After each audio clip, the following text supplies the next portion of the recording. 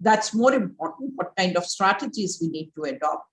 I'll say first of the acknowledging that this is required if we want to have a healthy society. Their nutrition, their food is as important as anyone else in the family. Education becomes extremely important because once you educate a woman, it's largely you're educating the entire family. And it is seen that wherever this has reached, the next generation is far better because their first preference becomes that they need to educate their children. Over there, economic independence is also very essential because they should know where to invest the money. And as you rightly mentioned, somewhere in India, we also work on Jugaadu technology, or so-called, that whatever little you have, how do you manage? So they're excellent managers. Correct. So economic independence will also come by training them. And you train them because it is not producing food, it is processing food, which will give them additional income. So if we really want to take care, it is that realization climate change is impacting them, and what can we do, both by education, training, skill building, and making them aware that what is happening around. I'm sure they will be able to find many more solutions. Thank you. Thanks, Dr. Vivan. Fantastic points which have come out from your response. Now let me go to Suzanne. Suzanne, quite an inspirational brand, Ikea, known for its sustainable practices. You have been champion of promoting equality, women's empowerment, child rights, and most of the actions are climate positive. Now, how do you bring in perspective? Because Dr. Bibar really laid out what is ailing the Indian society per se and how we can empower a woman to the next level. What do you bring in from the global perspective, and how do you look at it, and what are the kind of issues that there are there in other geographies, and what's the kind of response that other stakeholders are having to it? Thank you so much for the question. I start with saying, I think if you need to go far and with strength, you need to be very aligned as an organization. And Ikea has since long an equality strategy. It's part of our people and planet strategy. It's part of our road forward. Sustainability is part of our core value. So we are all working in that direction. And we are putting a lot of effort following up what are our results when it comes to gender diversity. So, for example, to say 60% of senior leaders today in Ikea Inca is women. And yes, I get a lot of attention being a female CEO in Ikea India, but 40% of CEOs for Ikea countries are women. So this is part of our whole movement. And as I normally say, we can never relax because you need to always guard that you are not getting off track, and work for equality on all levels, all positions, management teams and other teams. So you need to really keep track of it. And what is different coming to India is the participation in the workforce by women is much lower than in many other countries I have worked in. So with, is it 27%, or I've heard even lower, it has gone down. We need to work hard to find women, but we can find them. There are so many talented, educated women in India, and we find them if we look for them, and we take them in, and they are part of our organization. And then we look every time we recruit, what is the diversity? Do we have the right diversity, or do we need to increase women? Sometimes actually we are more women than men in certain teams. Then we need to put equal opportunities for men as well. So it's a long, ongoing strategy we work with every day. And then diversity is more than gender, but that comes as the next dimensions to add to what is true diversity when you look at vulnerable groups and include them as well. So I think it's just right for being human, and it's right for business to work on gender diversity. So But it takes effort. Yeah, it takes effort. And courage sometimes to wait and say no because you haven't found the right candidate. Yeah. Sure, Dr. Suzanne. So the next question I have for Suresh, quite an inspirational journey that Nestle has had in India, prioritizing climate action, not only building it into their operations, but also into their supply chains, in sourcing for some of these materials, for energy, for water. They do focus on diversity inclusion across the boardroom. And personally, Suresh, you have been known to be a champion of some of these initiatives. So what role do you believe businesses can play? Because sometimes there is also an argument that both these issues are to be led by government and public institutions, right? So, and as an individual business, I have only a limited role to play. I can only be dependent on some of these policy or regulatory push. So any reflections on that, on how you as a leader and Nestle as a corporation has been responding to it? Thank you, Sambitosh. Thank you very much for having me on this panel. And firstly, let me express my absolute delight that this is one of the few panels that I've participated in with exactly equal gender balance. There are 50% women on this panel, and there are 50% men. I think it's a very good start. It would have been very sad if this panel had majority women and minimal men, or more of men and less of women. I think this is a good starting point. Now let me reflect on, Nestle is a very old company. In India, it's about 110 years old, and it is a 155-year-old company that has been around for a long, long time. And I honestly believe that you can have either of two approaches to diversity, to women's empowerment, and to participation in economic life. You can either take a very passive approach, which is to say that, look, I'll wait for the policy changes, I'll wait for the societal changes to happen, I will wait for the women's participation ratio to go up from 25% to 26%, and then I'll start making my moves. Or indeed, as we have chosen to, as a company, to participate in this journey actively. So let me give you two examples of this. There are numerous examples, but 2 or 3 examples I think will serve the purpose. Firstly, we deal in India with about 100,000 dairy farmers, largely in the Punjab and Haryana. These are dairy farmers, milk farmers. We have our largest facility at a place called Moga in the Punjab. And 100,000 farmers participate in this. They have been participating, and we have been with them in the collection of milk and in the propagation of the right kind of farming practices using our own expertise and technologies for well over 60 years. And what I am very proud of, Sambitosh, long before diversity became a boardroom topic and became as important as it is today, more than 50 years ago, Nestle started developing lady farmers, dairy farmers, and women farmers. In fact, today, out of the 100,000, 70,000, 70, are women dairy farmers.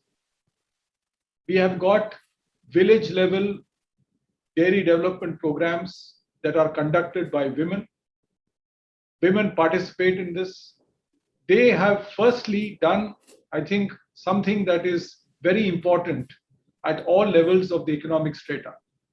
They have recognized themselves as being equal contributors to the family income. They are, to rephrase what Dr. Dhawan rightly said, they have gone beyond the scope of just taking care of homes and families and various other things and becoming economic participants in economic life. And I think when families see that the woman is making a strong contribution to family income, then that becomes important. So these are 70,000 women farmers. We are very proud of them, and I think this has been a journey that has been mutually synergistic and beneficial for the organization. That's one example. The second example is that quite recently, in fact, just a few months back, Nestle commissioned its 9th factory in India, in the state of Gujarat, in a place called Sanand. 65% of that factory are women factory operators. So is not only the most digitally sophisticated factory. Today, we use digital manufacturing operations there, completely sophisticated online. So women are capable of understanding it, of imbibing it, and of working towards it. They work in shifts, both day and night. They commit themselves to it. The standards of environment there are the highest standards that Nestle propagates in the world. And I look at this as a temple of the new India. It is possible in this country if people take, and we're talking about 25% participation of women in the workforce. Hey, this is a factory that is having 65% participation of women in the workforce. And we want to ensure that this factory becomes the lighthouse of what women can bring to the table. And we are not doing one big favor to them at all. I think we should look at it as economic benefit. If 50% of the gender that has been on this planet ever since man came, and all of us in this panel owe our existence to a woman, then I think it is rather foolish of us to keep them behind and say, look, this is not an important aspect of their participation. So we see this factory as being, and I'm taking examples of deliberately those stratas where we say that there is a barrier. What can women do in manufacturing? They can do a level of it. I think the cultural mindsets and the kind of cobwebs in our mind that we have over years need to be broken down. And I think management and leaders have to take that bold step and say, this is possible, we will make it possible, and we will enable those circumstances to make it possible. And yes, as a company, last year, for example, more than 45% of the recruitment that the company did was of women candidates. Today, almost a fourth of our workforce in this country, and we have more than 7,000 people who work for Nestle in this country, are women. And in the sales force, again, one more statistic, in the sales force, because we always say that women are very good for process jobs and for office jobs and all those usual stereotypes that we have. Sales jobs, 1/4 of our sales force are women. So I think it is possible, and it is the responsibility of corporates to rise to the occasion and to do the things that they can to move the dial and not just keep depending on societal and government policies to enable that. I'm not saying those are not important, but you can't keep waiting for small shifts in societies in order to make things happen. You have to intervene actively and make things happen.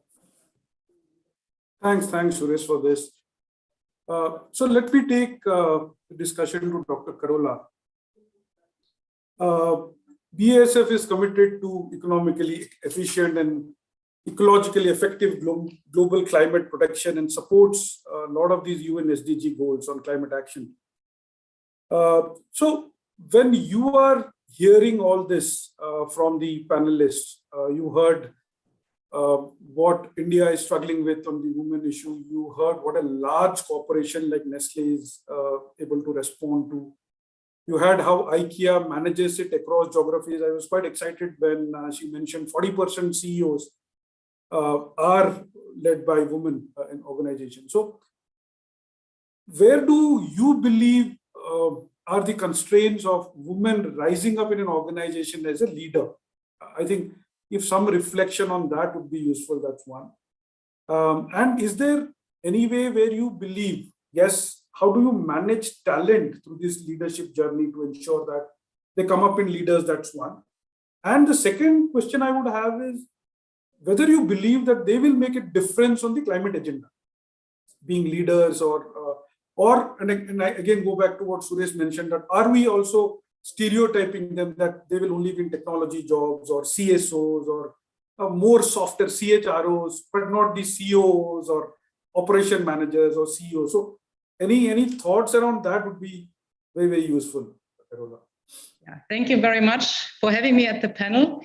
And also thank you very much actually for putting this, I think, thought-provoking topics together, which are usually not seen together, talking about sustainability on one hand side and diversity and inclusion, or the role of female on the other hand side. And at a surface, you might think these are not going together. We hear from a lot of companies that both topics are very important for companies. And same is true for BASF, sustainability targets, and also diversity and inclusion. But if you look deeper, and that's why I like this topic very much, you see very clearly that the topics are connected and that one doesn't go without the others, and it needs each other. And maybe let me start from the impact to women. Often women face the higher risk and burden from climate change. We heard many examples already also from India. And women and families are impacted differently. In addition, they also have higher barriers, like, for example, on basic education, on employment, on just owning property.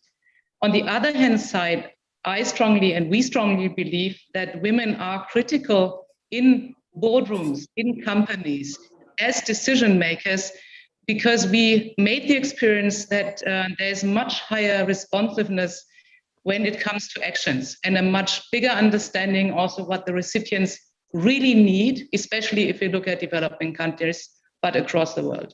And maybe going back to your question from the beginning, how we handle that as a global company, how we do that in BASF. Again, if we look, for example, at climate targets, climate change on a global level, what do we believe are the things that we need as an organization? And if you just try to summarize, it's probably the robustness of a system in an unknown, complex, and changing environment. It's about better decision making. It's about access to and understanding of emerging trends, which happen everywhere in all parts of the world. It's also about, we heard about talents, how to attract them to companies. It's about attraction and retention of talents, and it's about higher engagement and productivity. So this is required if you, for example, talk about major sustainability questions. But if you think it twice and really reflect on it, that's exactly what we want to reach if we talk about diversity and inclusion. That's exactly the topics, and one of my co-panelists also mentioned it. It's not only a smart idea, it has really a lot of economic impact if you want to address these complex questions. So that's why we as BASF are clearly committed both to sustainability targets and to have gender equality in our company. And maybe talking about the targets, we heard from a lot of co-panelists here as well. For example, if it comes to leaders, if you talked about also the roles females should have, we believe that we have to be open for any role, and the more female we see in boardroom roles, the better. We actually have the target of having 30% of leadership roles managed by women, and we are very close to that in the meantime on a global level. However, I'm responsible also for India. I'm overseeing Asia Pacific. I feel that we have to do much more in India. We have to get much better. I envy some of the colleagues mentioning that we have already a very high share, especially on production sites. That's the tricky part. I think there are no excuses. There are no laws that say that it's not allowed to have night shifts, for example. So we have to get better. We all have to manage much better to also attract females. And coming then back to the point in the beginning, this then will help us to drive sustainability activities, because we see the impact is higher, the success rate is higher, the reach is higher, the perspectives are higher, and we will be more successful. Thank you, Dr. Karola. So let me take all that you have heard, Dr. Atish, and Dr. Atish is an entrepreneur, is an educator, and now the Vice Chancellor of Vijay Bhumi University. Now, all these organizations are talking about the intent, and some of them have also made progress on hiring such kind of talent. Now, as an educator, you would be now the funnel which provides them these kind of talent to get into the organizations. So when you are looking at students, and I'm not looking at only the university, but when you reflect on how our education systems are in India, capturing people, be a 5-year-old, when he or she comes into the education system and then she passes out by 23. Throughout this, we see a lot of dropout of women because of various reasons. Right? So what are your reflections on what we can do better on that? That's number one. And second, what is that we can do in the finishing stages where you are at the helm of creating these future business leaders who understand these issues much better? Because somewhere in large organizations, I can still understand the training programs which embeds them as this. But a lot of our schools and universities miss out on the sustainability aspect or even respect for women. So any reflection by you, Dr. Atish? First of all, thank you, Sambitosh. And this is my first panel I'm attending for UNGCNI after I lost my friend, Dr. Kamal Singh. So my respect to him. And this is a very important question that you asked. And I've also represented two institutions as UNGCNI champions, namely IMT Ghaziabad and SPJMR, where I was director and the other I was deputy director. And I'm glad that some of the organizations with whom our institutions actually work together are here participating. So let me take a perspective, and I will look at the three levels. First at the school, the primary school level, and then probably at the higher education level, and then how the women workforce can come in.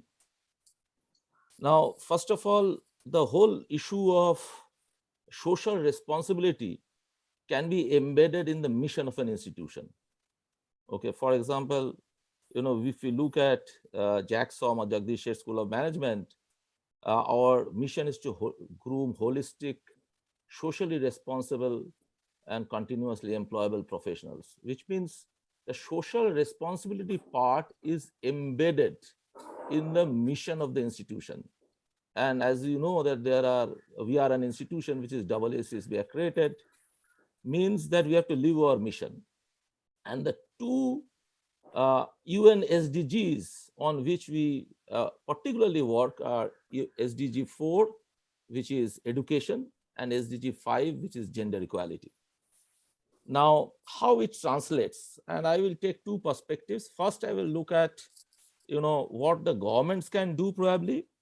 If we look at this whole issue of gender responsive climate action, and if you look at the report which was there in the United Nations General Assembly, there are the way the climate change impacts the two genders are different. The first one it impacts is the food security and accessibility to land. Okay, now if we look at between 70 to 1995, because of women empowerment, the whole issue of food security improved by almost 55% as far as FAO. But at the same time, between 2012 and 16, the age group, which is in the reproductive age, the percentage who were anemic actually increased from around 30% to 33%. So there's a contradiction. And whenever there is a climate disaster, and I come from a state which is West Bengal, and we have Sundarbans right in our backyard, with so many of these so-called cyclones hitting us, there is a disproportionate impact on the women because there are two reasons. Number one is that they get displaced, and the issue of water came out very strongly from one of our fellow panelists, and that is very important, because when there is a access to quantity and quality of water actually decreases, and it is a woman who have to fetch the water, and if they have to take a longer walk, they are at the risk of exposure to violence and other harassment. So that's a very important factor, how it impacts. More often than not, they are also taken to shelters, evacuation or relief centers, and again, their access to health services and their exposure to violence, etc., increases disproportionately. And the livelihood of women also gets impacted. So we need to understand that the climate change has a very different impact on women than on men, particularly in countries like India. Now, women also play a very significant role in agriculture, has got the knowledge of and also the experience of how to do conservation and manage resources. And there is also a strong correlation. In various studies have showed there is a strong correlation, and I'm glad that this issue has come up. And in Ikea, there are 40% CEOs between women in position of political power and lower national carbon footprint. And it is important that there has to be an equal opportunity of men and women. Now, a lot of times, the assertive or the affirmative action has to be there at the primary school level. And I'm glad that in the certain states, there are schemes like providing transportation like cycle to the woman, providing cash to women who are in school, free education for women, and even to stop early marriage, a cash incentive when the woman get married, because you don't get the incentive if you are below 18 from the government. So there is a disincentive for early marriage, and certain states have actually implemented that. And what does the impact of that? The impact of that is you will see those states which have actually done it. I don't want to name because now the political climate is not conducive, but you will see that the work participation of women in those states are higher, the infant mortality is lower, and the woman literacy is higher. So it is important that we make sure that the women are educated and are provided equal opportunities. Now, there are certain institutions which have actually taken steps to give certain weightages, particularly if you look at a lot of institutions, and there is a very, affirmative steps have taken. But as we are talking about 2022, 10 years back, if I look back, 2012, in the institution where I was in SPJMA, there was more than 45% women, in my cohort. Sure. In Maika, Ahmedabad, which is near Sanan, where Mr. Suresh is almost 50% women in the cohort. Similarly, if we look at in our institution, we have more than 40% women, in spite of the COVID pandemic. And there are 6 women in leadership position, including my dean and the chairs. The important chair positions, we have 6 women in the institution. I think that makes a lot of difference. But most interestingly, what we have done is how we have embedded. We actually, our students do a fundraiser for the impacting these 2 SDGs, SDG 4 and SDG 5. And we run a mini marathon, which is organized by the students.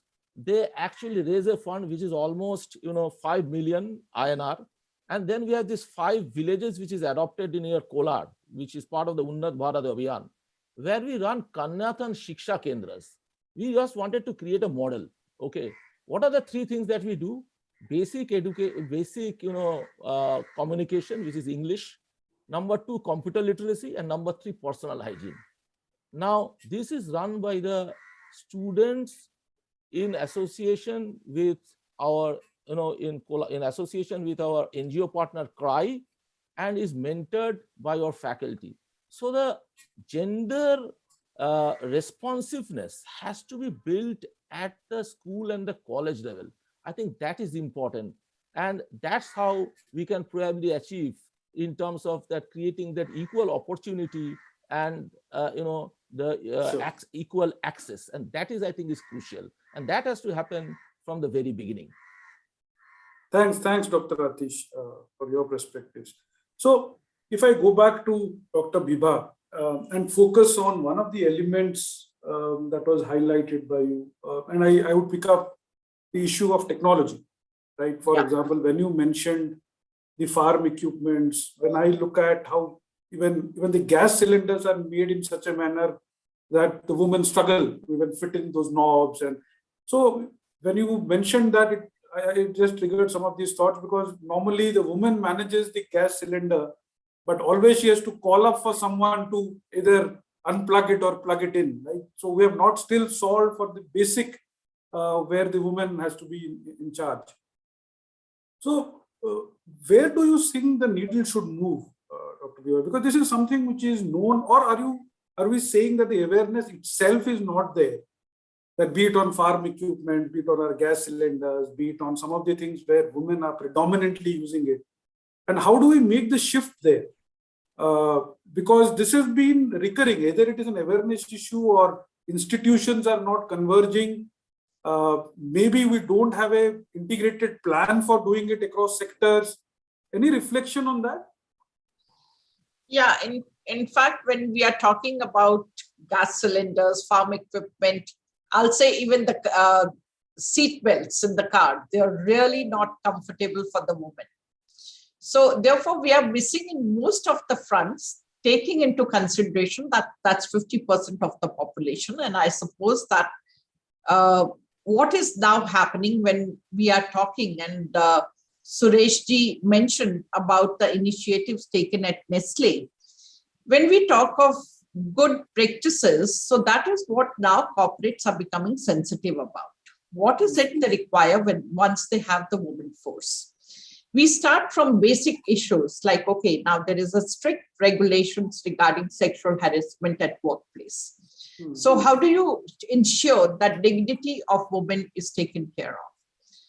You have to ensure that if they have small children, how is that taken care of? Because they also have the responsibility of bringing up children. So it is gradually now coming in, because earlier it was something like, or rather, and again, I say that maybe God has given them so much of tolerance that they never raise voice, that we require these things as well. So it is now that the number is increasing everywhere with education, and the point which Atish made, and really speaking, I just wanted to add there as well, I'll do it a little later. So it is education, economic empowerment, and skilling. So these three things are going to be the one which will show the way to the world that we have to take care of them as well. The point which Atish made, let's look into start with high school results. Girls are doing far better than boys. Yeah. Look at what is happening in engineering, PhDs. Again, girls are ahead of them.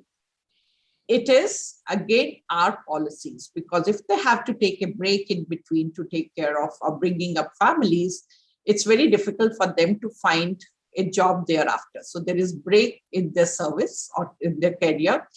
So there again, one will have to become sensitive towards it. And of course, I'll say that very recently, last few years, we have changed a paradigm shift. There are a number of schemes of the government where they are trying to re-induct them back into second coming of women. So that recognition is coming up now. So that is what I'll just like to say, that it is that they also need to demand. And especially now when they are in leadership roles, that is, and whether it is at work, that they should say that this is not comfortable for me, or if they are manufacturing something, then they should say that, okay, it should be friendly to the women folks. And even at home, they must demand. Thanks, Dr. Viva, for this. Susan, if I come back to you, we have heard about Ikea also driving sustainability and some adherence in their supply chains. Not only do you manage your operations very well sustainably, and you have individual CXO level well represented, but we also hear that you invest in your supply chain, and you invest in your supply chain in clean technologies, in making them adhere to your standards. Any reflection on that? Because why I'm interested is the large organizations can still manage this transformation well, but how do you empower individual entrepreneurs or MSMEs in making this change? So be it on the awareness side, be it on the skilling side, be it on access to clean technology side. So any reflections on that, Suzanne? Yeah, it's a big question, and it goes across IKEA value chain. So I lead the retail arm of IKEA in India. And if I start what we do in the supply chain, one of our closest goals we have set up is electrical vehicles for home deliverables 2025, so 100%. And of course, we are on the way, but far from reaching the goal. So we work together with partners who can supply electrical vehicles for home delivery. And we have started and we have taken good steps, but we need to move on much more. But the challenge is the infrastructure, the challenge is vehicles of the right size. So we try to work together with partners, with the automotive industry, with governments to support the transition. We can't do it only alone, but we can be very clear in what we ask for. And that's one example. Then when it comes to the supply chain, since long, we try to build long-term relations with our suppliers and work together with them. And we have, since my early days in Ikea, I was actually part of formulating the code of conduct back in the 1999. So Ikea code of conduct, where we work with the suppliers socially and environmentally. And we try to support upgrading when it comes to energy, when it comes to the social conditions for the workers, support in how to do it, and also put them on. So we actually also go out and do reviews of what is the standard and give consequences if it is not reaching the minimum. So we can do a lot in our whole operations. And these are two examples I took in that area. So we can all influence. We can't do it alone, but we can do a lot. And together we can make the change we want to see. That's our conviction. We have taken many steps, but of course, never ready. This is an ongoing journey, step by step by step. Yeah. And we will meet many hinders on the way. And then we always think, what are the opportunities? How can we overcome? Try to see the opportunities instead of the problems. And if we have problems, we try to solve them. Sounds easy. It's not, but it's possible. Yeah. Yeah. No, thanks for reimagining the possible, I would say, Suzanne, because your optimism really flows through as you speak. Suresh, I come back to you. Since you have worked in the Indian ecosystem for long, is this something, there's a big divide across the MSMEs and the large corporations? And I say this because even the new standards which our regulator has come on reporting standards are for the top 1,000 in terms of market cap that they have to respond to. But we have so many other listed companies and the MSMEs. So is this sustainability and the women agenda, has it flown through to our societal or the next layers, or we still hear in media, like some of you mentioned, still those news which are upsetting as you open the newspapers on the kind of lack of opportunities or access to a woman, or no regard for climate, be it on energy side or water side. Is there a big division which is there that you see, or are you seeing a convergence that together the Indian corporates are making a meaningful impact? Look, I think it's a very good question, Samitosh. The way I see it is that it's clearly important that diversity, sustainability, climate change, and impact be first done by corporates who have got size and impact on the economy. I think the focus, therefore, on the top 500 or the top 1,000 is not ill-placed. It is well-placed, because unless the elephant starts to move, and from the front, it is unlikely to gain any traction if it were to go from any other part of the system. So to that extent, I think it is very, very important to have this traction being built by the big ones. How does it translate into the transmission system in the organization? Let's say a company like Nestle, we work on 5 Ps, as we call it. Okay. People, purpose, planet, partnerships, and performance. These are the 5 Ps. And one of the Ps you'll notice is what we call partnerships. Exactly what Suzanne talked about. I think for us, building our network, our family of vendors, as it were, is a huge task. It takes a huge amount of effort for a vendor to become a Nestle accredited vendor. It also becomes hugely difficult to leave it, because once you are part of it, then you are part of it. Then we work with our vendors, our distributors have been with us for 30, 40, 50 years. They go on from generation to generation. And I think what we try and impart there is exactly what we talked about in this panel. Issues on diversity, issues on sustainability, issues on good manufacturing operations, minimizing impact of energy, minimizing impact in terms of water, greenhouse gases, etc. Because companies like mine have had these as objectives for many, many years. I think, if you look at our origins, our origins is in Switzerland. And I think to that extent, it influences deeply the culture of the organization. So I believe that there is a viable transmission mechanism. It is probably a trickle down effect as it would be called. But over a period of time, you have, with practice and with the outcomes that the smaller vendors see, they practice it then in turn as they start becoming bigger. So to me, it is a demonstration effect that happens in a family of a parent to the child. If the parent behaves responsibly and gives the right kind of values, the child will also imbibe those. But if you give them exactly the opposite, don't expect change to happen. Sure, Suresh. So, Dr. Karola, I want to explore another dimension of finance. Climate finance is a big theme. A lot of the transition challenges come because of access to finance at a climate level. That's one. Second, also there is an issue where women entrepreneurs and MSMEs, we don't see many of them led by women.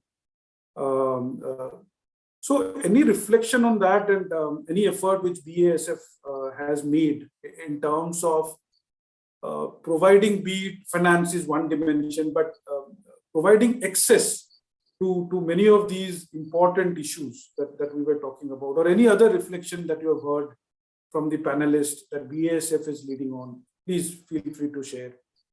Absolutely. Yeah, maybe coming back to what I said in the beginning, really combining diversity and inclusion as well as sustainability. I talked about how we do it internally and how important females are for us as a company. Right. Maybe one last comment on our targets, very important also for the climate. I think it is important that we all set targets. We have the Paris Climate Agreement. A lot of nations, you mentioned in the beginning, are committed with a certain timeline to get carbon neutral. Same as for BASF, we are committed by 2050, we want to become climate neutral. And already we halved our emissions from the past. We'll do another 25% until 2030. And we are also committed to a circular economy program, coming from a linear economy to really a circular economy. Now back to your question, that's the things that we can do internally. And I strongly believe we can do that jointly with a lot of diversity better than just with a male-dominated industry. Now looking outside, there's more to do than just our company. And of course, we are committed to support. I also alluded on the fact that often women are more affected and have faced the bigger burdens. Let me just give two examples to two of the core beliefs I have, or we have as a company. I think one thing is, we heard it in many aspects of our co-panelists, is the behavioral aspects and the reach we can have through women if it comes to changes. So there's a saying, you focus on one woman and you impact the whole family, and with that you change behavior. Let me give you one example, which we did in India. It's one of our products, EcoBio, which is a certified compostable plastic. So this is good if you really want to do food recycling and close that loop. But it needs the society, it needs behavioral change. And so we have a project in Kalyani, with the city of Kalyani in West Bengal, together with government and together with a local university. And it already says you need a lot of partners. Nobody can drive it alone, no company. And this is really about setting up organic waste collection system together with this local population. And it was 5,000 households included. And the main driver here were women. This happened, because of self-help group by women making this transition possible. And it's not only about collecting the waste, it's really using that to grow plants, which to do the full cycle. So in order to help communities improve themselves. So I would say it's more than financial support. It's also support in terms of solutions, in terms of bringing partners together, where we as big company with connections might have an easier chance to make that happen. But focus is on self-help, very important. And the other belief we have is it should be for women, by women. So meaning that women should be the drivers. I talked about that, being in the boardrooms, being part of decision-making, driving change, but they also should be the beneficiaries. And here's one other example. It's the project Venyan. It's also a cooperation with the government of India, and this time with Pune Knowledge Cluster PKC, together with the principal scientific advisor to the Indian government.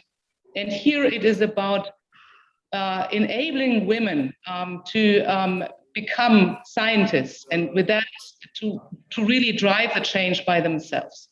It is about giving them chances, especially in areas where they don't have access to education,